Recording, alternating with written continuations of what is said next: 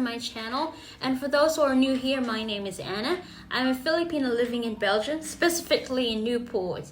So today I'm gonna talk about how I moved to Belgium. More importantly, how I got my job to be able to move to Belgium. So first, I don't really remember if it was through LinkedIn or this European website for free movement jobs.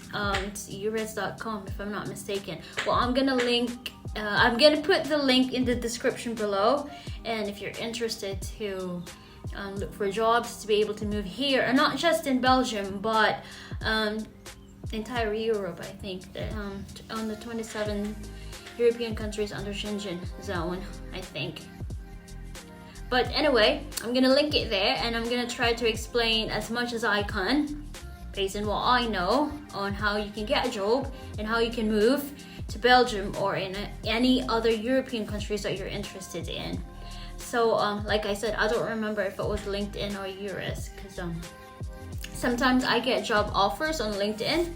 I don't normally send out CVs or anything, because I get my jobs through recommendations or through workmates from before, and if they find a vacancy for me, or if they have vacant jobs and they think that I fit in the position, they'd always call me or like recommend me to their bosses. So oh, I forgot, I'm a chef in profession, so I think working in the food industry is, to me personally, I think it made it easy for me to move around Europe or all over the world. I've been into 10 different countries because of my job, and I couldn't be more thankful for all the opportunities that I have just because I'm a chef. And LinkedIn is a big help, and it's one of my favorite platforms to put myself out there, to put my skills out there, to make connections and to find really good job opportunities to be able to move around the world. And then I found this website, I think 2 years ago. It's basically a website created for European Union countries, where they put in jobs available all over Europe. They normally want someone who holds an EU passport, but sometimes they are open to those who don't have it, as long as they have the right qualifications. So during the lockdown, I was already worn out working in Malta, and I wanted something different, something new. So I've put out an interest on my LinkedIn profile that I was looking for a new challenge. It doesn't matter where.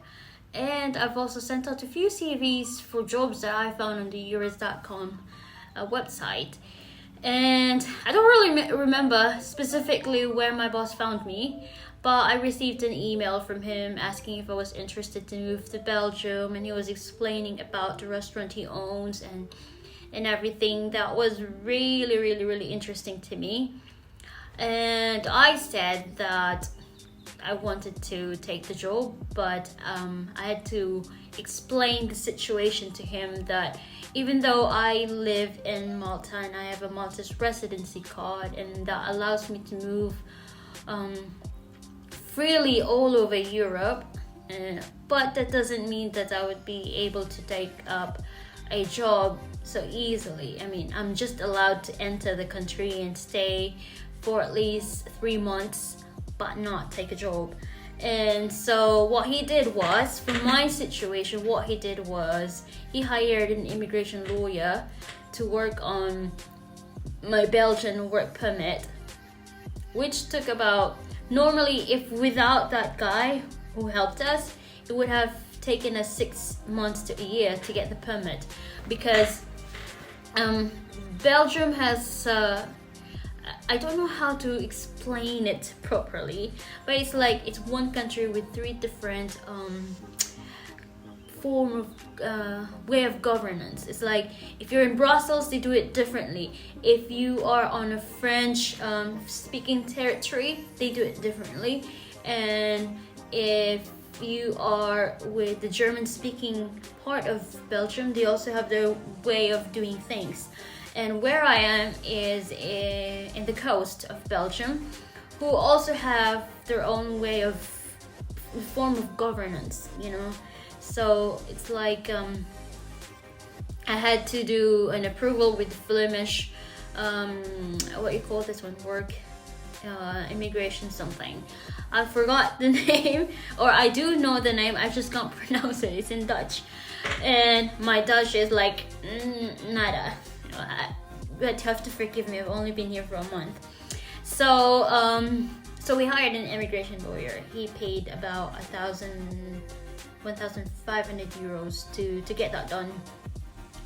And all I needed to do from my side in Malta was to furbish a copy of my medical records and a police clearance. I didn't have to go through a lengthy process of bringing out documents to do certain things, because I was already a resident in the Shenzhen area. So that was quite easy and that was helpful. And originally the plan was I move straight away to Belgium and just wait for my permit to come out.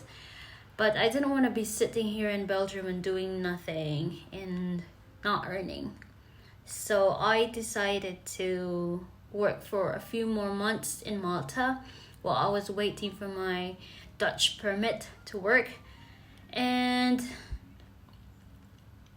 it took us about a month and a half, I think, to get that done. And with COVID restrictions, they didn't really ask me to have a PCR test result, a negative test result, before entering the country. But as a precaution, because I've traveled around and I always had to have a PCR test negative result, I took it. And when I arrived in Belgium, I didn't even go through immigration. Nobody checked me and asked for my papers or asked for if I had COVID before. Anything related to the pandemic, I didn't really had somebody to check me and ask for any documentations whatsoever. Not even for my Dutch working permit. Like, the only hiccup I had was when I was about to leave Malta. At the airport, they insisted that I should have a return flight to Malta, even when I told them I was moving to Belgium, I have a job, I have a Dutch work permit, and still they said, your work permit is not enough for us to allow you to go on board the plane, which is ridiculous, because my ID was still a Maltese. So technically, they still claim me as a Maltese resident. Like, okay, cage me in. So yeah, I had no choice but to buy a return flight to Malta, which I just didn't really take, and I lost it. It was like around 30 euros, I think. And I think that's all we did. And when I got to Belgium, we went to the city hall. We did the application for the ID card, and then after 10 days I got a letter asking me to pick up my card. Oh, and you had to do your biometrics as well. And I paid like about 20 euros for the ID card. Yeah. So for me it was quite easy, very smooth, and I think a big part of that is because we had help from an immigration lawyer. And if you're interested to use their services, I can put on the link to their website on the description box below. And I know it's quite pricey, but the services that they do and how they do things, it's really helped me a lot. And I know that it will be worth it to pay them if you are in a situation where you don't really know what to do, where to go, what's the right process to follow, the documents to follow. You just let them know what you want to be done, and then they give you what procedures need to be followed, what documents needs to be furbished, and you just sit and wait. And they're very active with keeping you updated on the progress. So I highly recommend them. And I hope that this video gives you a bit of an information or knowledge on how to move to Belgium. I mean, mine was quite easy, I know, and I hope that the websites that I used to find jobs here in Belgium and all over Europe will also help you. And if you have any questions and inquiries, I will try my best to answer them too. And if I don't have the answers, I will try and find the answers for you guys. And right now, I'm gonna give you a snippet of how my daily work life here in Belgium looks like. And I hope that you find good information from me, and hope to see you next time. Bye.